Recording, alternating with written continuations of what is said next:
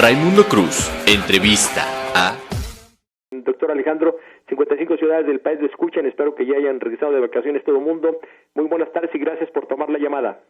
Mi queridísimo Raimundo, un placer estar aquí con usted y con su apreciable auditorio. Oiga, le pregunto, todo el mundo pensábamos que esta semana íbamos a hablar, si era de asuntos internacionales, de la votación del TEMEC, quizá del asunto de Donald Trump y allá la destitución que quieren hacerlo los demócratas, con que los republicanos sabemos que lo va a defender, pero sorpresas que da la vida.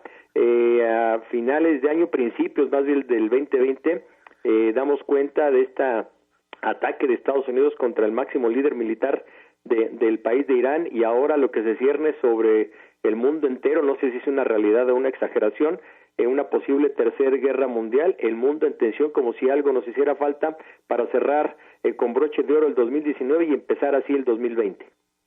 En efecto, sí es una situación de muchísima tensión. La verdad es que coincido con lo que acaba usted de decir. Esperábamos un inicio de año tranquilo, sobre todo porque Donald Trump había delineado un camino relativamente tranquilo, más allá de lo que usted hace referencia, los sinsabores del proceso de destitución, pero que en realidad con todas las artimañas legales iba a llegar medianamente bien parado al proceso electoral. Hoy esa situación cambia porque aparentemente Trump habría ahí que poner un asterisco y señalar si fue él, y ahorita explico por qué, pero el mismo Estados Unidos se complica la situación porque ante una situación de relativa estabilidad, es decir, de una competencia regional donde poco a poco se estaban saliendo del escenario del Medio Oriente, entiéndase, saliéndose de Siria,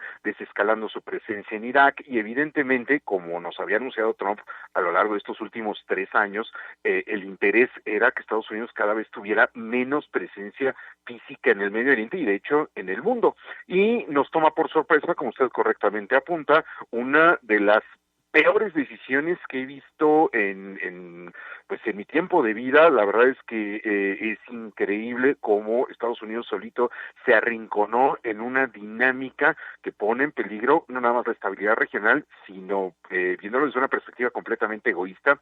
La reelección de Trump corre riesgo porque evidentemente una confrontación armada en el Medio Oriente va a generar una problemática económica de carácter global y bastante seria en caso de que se desate de esta manera. Entonces, una decisión a todas luces torpe, carente de sentido, en un sentido contrario a lo que se venía delineando, y que pone contra las cuerdas a Irán, que Irán tiene que responder más temprano que tarde, no inmediatamente, pero tendrá que venir una respuesta.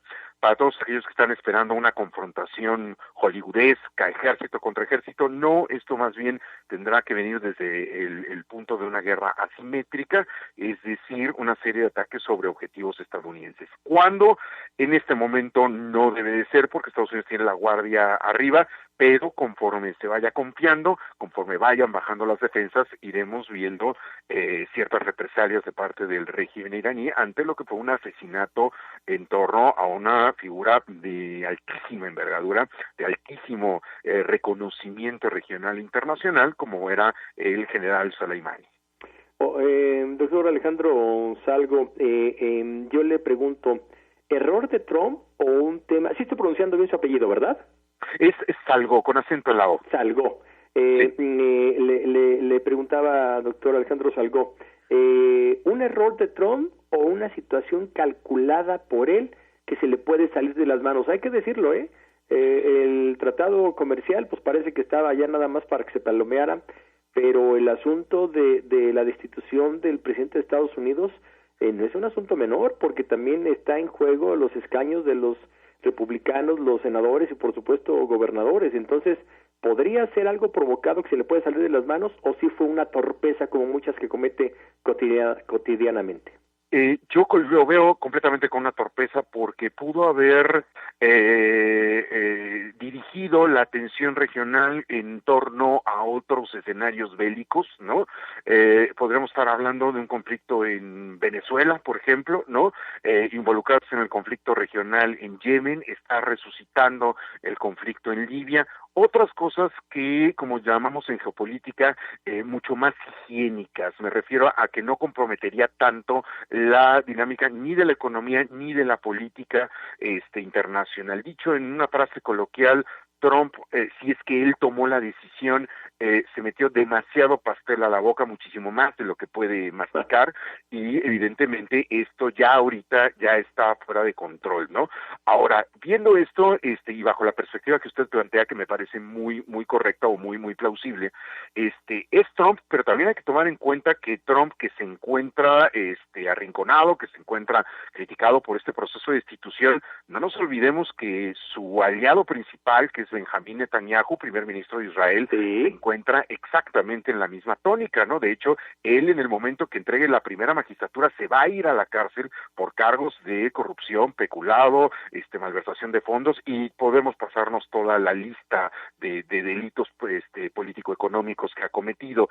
Esto le ayuda mucho a Benjamín Netanyahu porque en este momento todo el establishment político, militar, social de Israel cierra filas en torno a él. Entonces, sí ahí vemos que dos actores además que son muy, muy cercanos, inclusive de amistad personal, salen ganando con esta crisis.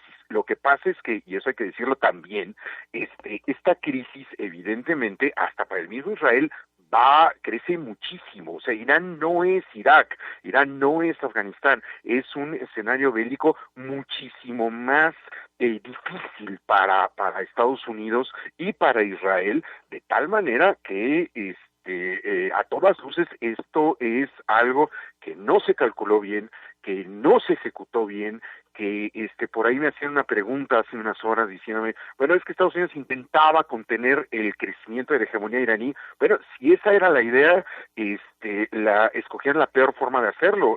Para los intereses de Estados Unidos, las sanciones que habían puesto después de que Estados Unidos de manera ilegal había renunciado al acuerdo nuclear, era el camino a seguir para los intereses estadounidenses. No quiere decir que haya sido lo correcto, pero era lo que era la forma de proceder.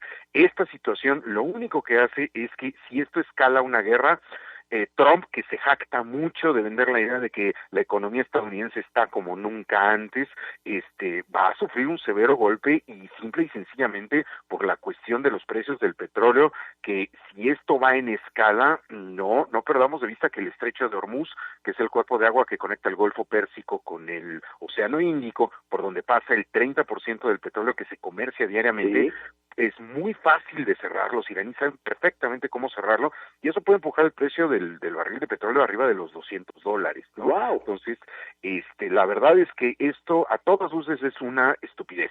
Ahora, sí hay que decir otra cosa, que es lo que yo comentaba al principio. ¿Qué pasa si esto no está gestado desde la Casa Blanca? Es decir, Trump ya se adjudicó, él dice que fue su responsabilidad, pero hay que tomar en cuenta, y esto ya lo venía yo viendo desde el último año de gobierno de Obama, que el establishment militar estadounidense ya tiene vida propia, ya es un organismo vivo que toma ciertas decisiones que no necesariamente van en concordancia con la Casa Blanca.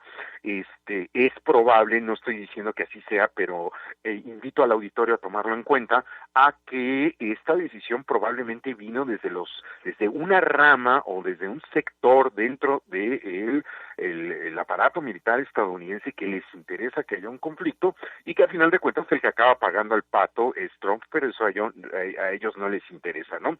Nada más pongo como ejemplo que en el último año de Barack Obama, 2016, Obama y Putin, a través de sus ministros del exterior, habían pactado un cese al fuego en el escenario bélico de Siria. Ese acuerdo lo rompió Estados Unidos bombardeando posiciones del ejército sirio, violando el acuerdo al cual habían llegado, y Barack Obama dijo que él no había dado semejante orden. Yo le creo a Obama, y le creo porque no sacaban ningún provecho. Eso quiere decir que la decisión se tomó desde los altos mandos del Pentágono, sabiendo que Obama ya iba de salida. Entonces, no perdamos la perspectiva de que esto no necesariamente es Trump.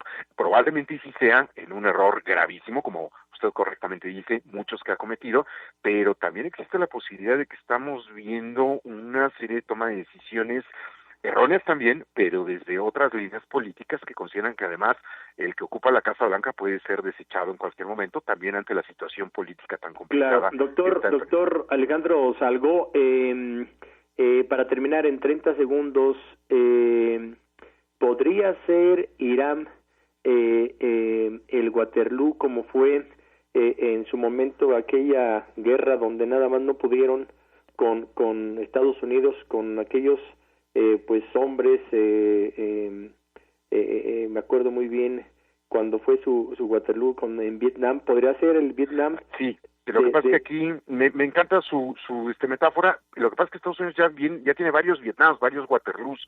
Irak, quitaron a Saddam Hussein, pero no lograron controlar Irak. ¿Sí? Siria es otro Waterloo, Libia es otro Waterloo, y ahora, evidentemente, Irán, nada más que este sería el Waterloo definitivo, porque Estados Unidos no está midiendo.